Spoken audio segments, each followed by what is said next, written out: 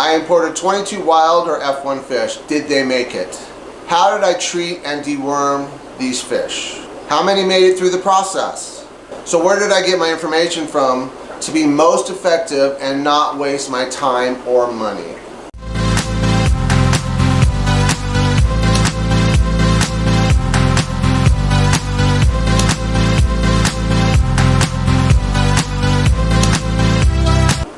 You know, I've been doing this a long time, and I'm still learning every day, every single day, and I make huge mistakes. And just when I make a mistake, I try to learn from that mistake and not make that mistake again. So if you're starting in the hobby or just been in the hobby for a while and you're not feeling like you know, you're doing it right, don't worry about it, because no one's doing it right. This is one of those strange hobbies where you can get 10 different opinions and they all might be wrong. So we're going to learn stuff in the next, 50 years or whatever, that probably we're going to look back now and say, what the heck were they thinking? So here is the treatment that I do now. So Levamisol, I use a 99.9. There are some products online you can buy that have this. I will not be talking about specific products because I don't want people coming after me. But one day I hope to have this product for sale through my website that I'm building, and then the correct dosages for the discus. Now, adult discus, medium discus, small discus. I believe they all have different dosages, and I believe that they all have different, so either dosages or time in the water. So one thing about Levamisol too is I want to let you know is if you're using it, you need to turn out the lights because it's light sensitive. So definitely. Metronidazole, next one. This is used as an antibiotic. This is not a treatment, okay? You have a fish that's broken down, that's sick, then yes, antibiotics, definitely. But do a 10-day treatment. And in one of my videos in the past, I said to freeze it and to feed it. Don't do that, it's worthless. I talked to my buddy and he said, and this guy's really smart, and he said, you're basically throwing that medicine away. So do not freeze metronidazole in your food. Do not do it. If you're going to use it in your food, which is fine, I don't have a problem with that. He didn't have a problem. The farmer said no problem. Don't freeze it. Mix your food, put it in the food, let it sit for 15-20 minutes and feed it to your fish, because then you get the potency of it, okay? So metronidazole. Erythromycin, definitely a product I would use. It's another antibiotic. What I like about it is it's gram-positive, gram-negative, so it kind of does a spectrum, and it's external. So this is for external on the fish, right? Now, if you can't get a hold of these things in your country, if I couldn't get a hold of these things, I would go with, on discus now, I'm not talking about other fish, this is just discus, okay? I would do heat, and yes, I'd go up to 90 degrees. Now, some people say 96. You know, here's the thing.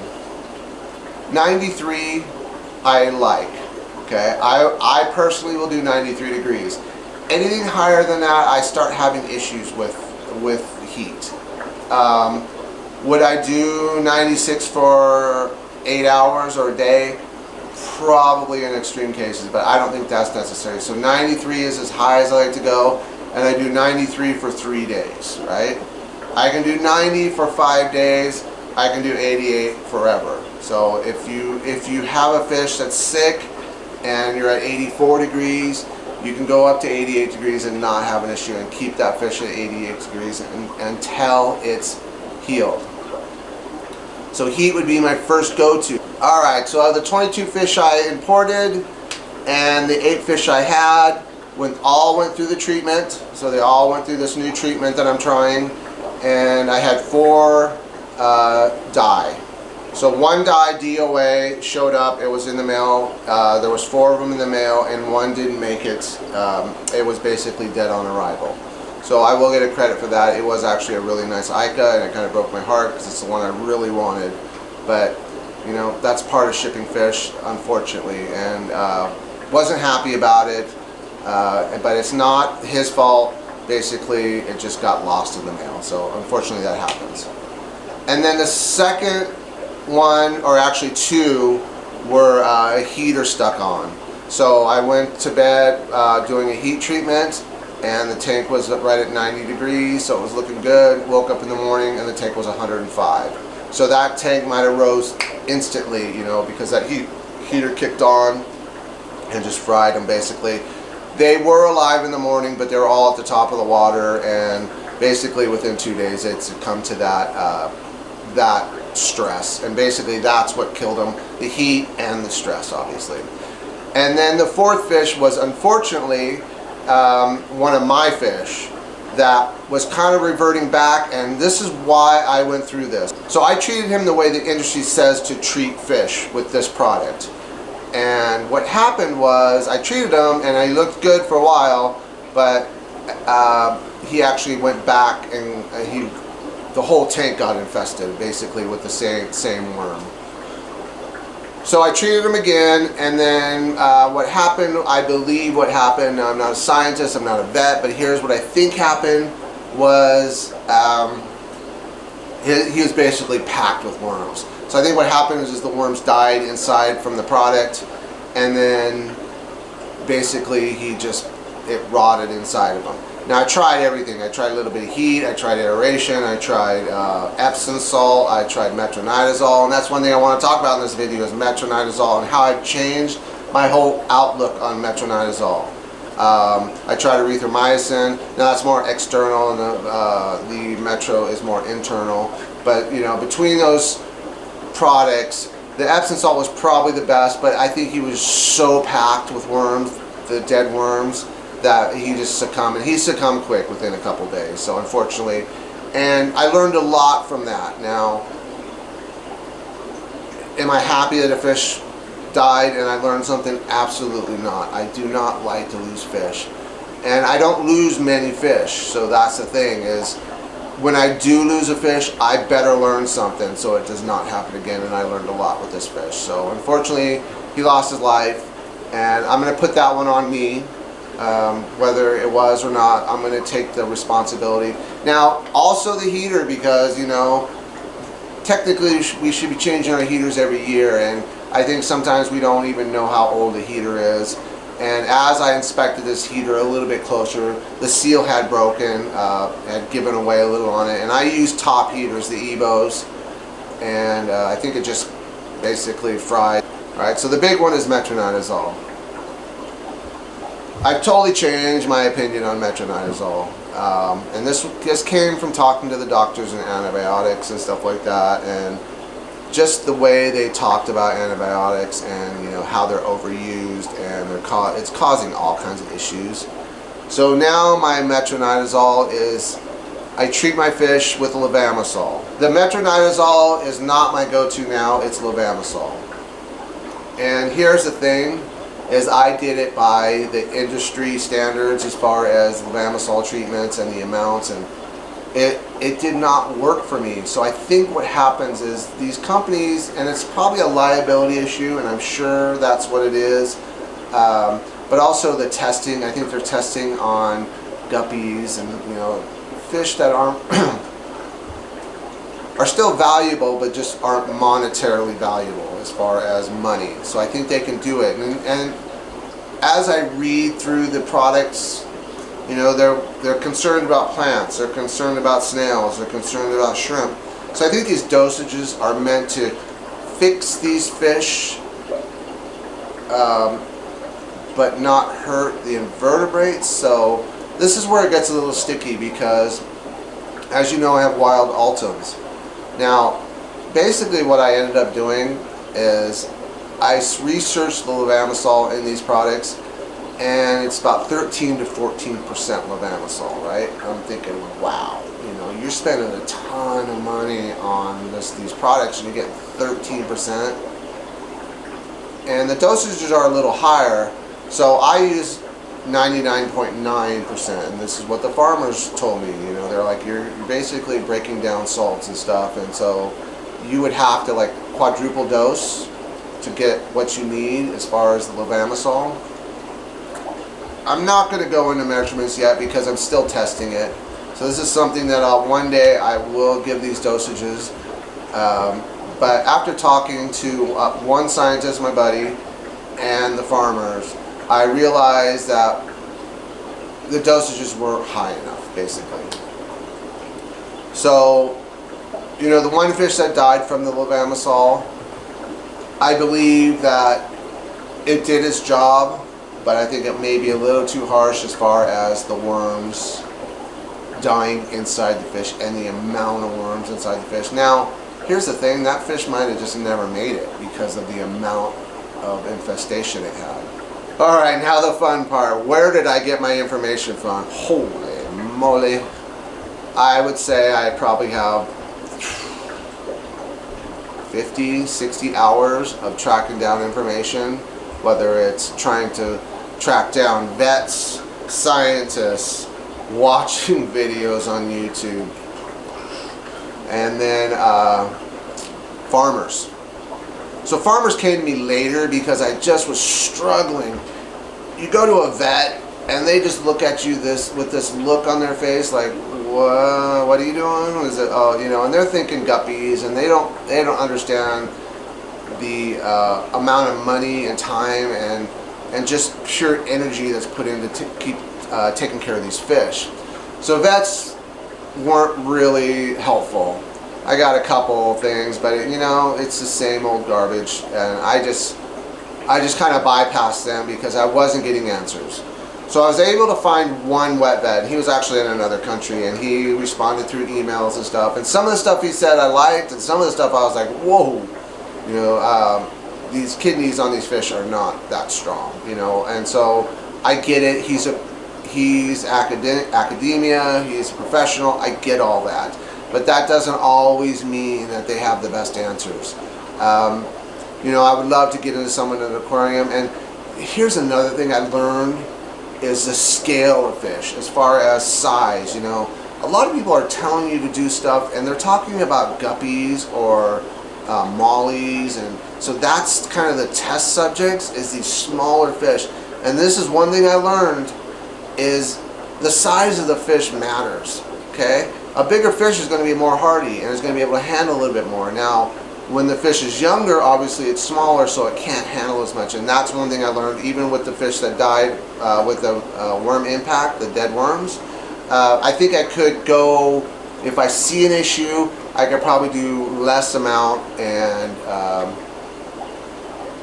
less time. So I'm not sure yet. So this is going to be a process. This is something I'm going to work on for the next year. I got 2 months under my belt. People make a video, and then that's the video, and then they don't follow up in 6 months. And I'm a big believer in testing for over time, and then giving the results of what I found, whether it's right or wrong, and it's just an opinion at that point, right? This is just something that I believe in or something that I use, and until it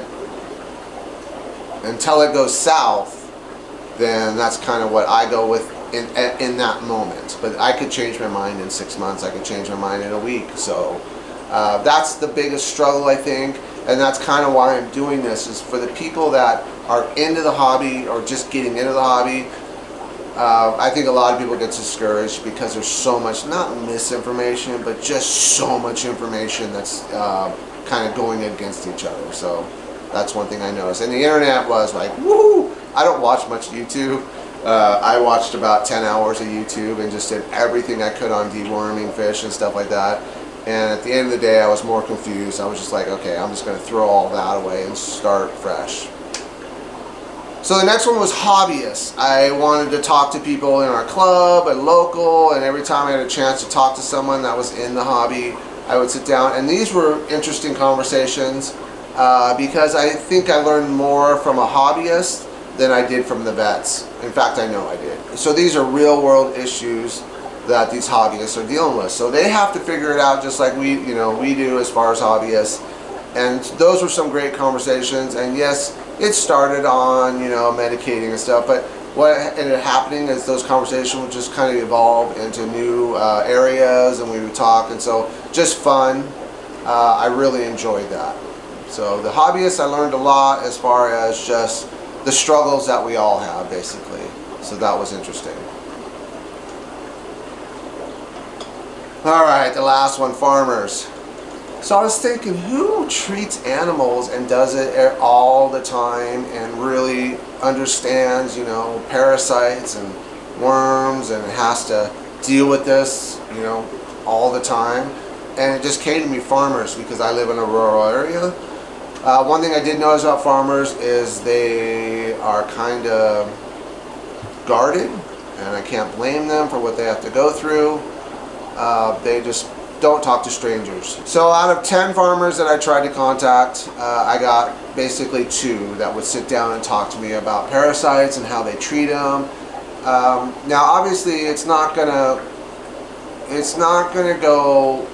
convert from a cow to a fish. That's not what I was trying to figure out, was dosages and stuff with them. That's not what I was doing. What I was doing is trying to figure out, you know, you guys deal with parasites. How often do you treat for parasites, and why do you treat for parasites? And, you know, is there a difference on how you treat as far as animals that are kept in a pen, or animals that are free range, or animals that are switched pastures and stuff like that? So it was interesting because the ones I got to talk to said the same thing. You can't eradicate parasites. They are in the food, they are in the grass, they are in our tanks, they're there, right? It's just a question of keeping control and keeping the health of the animal up. So that was the biggest revelation I got out of all of this, was that the parasites are going to be there, right? And most animals have parasites. So what I found is that farmers that kept condensed, or if they knew about the condensed nature of their animals, like tight quarters, they treated more often. But if an animal was out to pasture every day, or they switched pastures, they did a lot less. So usually they said the 6 month for the tight quarters, and every year for the open range, which was very interesting to me, because it's like, that makes total sense, right? So every single one of them told me that it's about, you know, the health, because a healthy animal can deal with the parasites. It's the sick animals that really get taken advantage of these parasites. So it kind of changed my thinking of how to, you know, because I think that we all just want to eradicate and get rid of and get them out, and we don't want them in our water or our fish, and that makes sense. But the reality is, I think that they're just always going to be there. I think it's about keeping numbers down, controlling, keeping health up, immune systems up. So that's kind of my new way to look at it. So it really opened my eyes on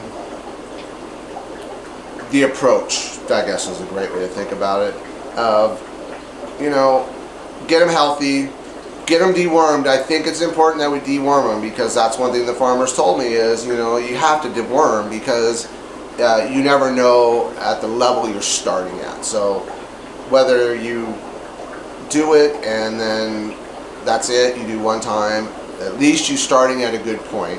I think the farmers had the most knowledge, because, you know, kind of like us, they're hands-on every day, and they're kind of working with these animals every single day. And, you know, they all told me that you can kind of just notice, you kind of notice that something's off, something's not normal, something's not right. And it's the same way with the fish. You know, I know that if a fish isn't eating right, or is hiding in a corner, or fins are tucked. Now, you got to be real careful with that, because you might see that. So whenever I see an issue, I don't jump to conclusions right away, because sometimes fish just get picked on, they get scared. It could be, you know, just something causes them to stress for a few minutes, and then if you jump into you know, medications because you've seen something for the first few minutes, it might be nothing. So that's the thing, is you got to take time. And When you see something, just observe and then monitor, basically. And then here's another thing, guys, is I just want to say this, is I'm learning still to this day, since 1990, my first fish room, I'm still learning a lot as far as, and I'm changing my opinions a little bit. Like on the metronidazole, I'm changing everything up.